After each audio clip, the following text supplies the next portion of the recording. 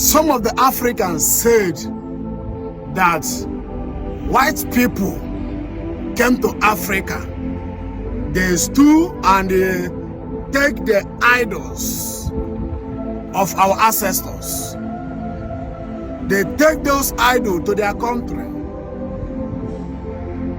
They say that those idols is what gave them wisdom and knowledge to build airplanes, motorcycles, cars, and all the technologies.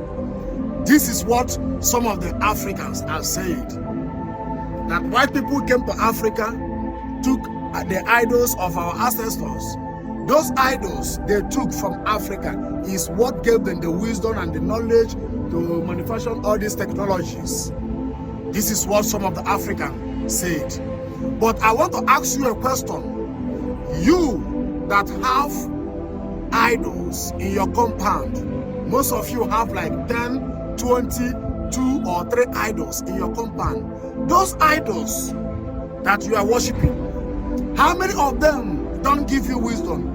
You build well a plan or technology. How many of them? How many of them, our ancestors that are worshiping idols, those idols where they worship, why those idols don't give them wisdom to build a plan, to build car, to build technologies? Why? Why those idols where our ancestors they worship, why those idols don't give them wisdom to build all these technologies? Our ancestors that are worshiping idols, make I ask you a question. Why those idols don't give them wisdom to build airplane, to build motorcycle, to build cars, and to build technologies, even telephone? Why those idols where they are worshiping don't give them wisdom to manufacture all these, build all these technologies?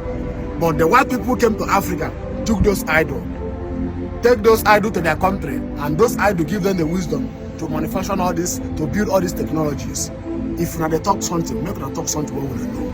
You people where they talk this kind of thing, make una shut up, because una don't know what they talk.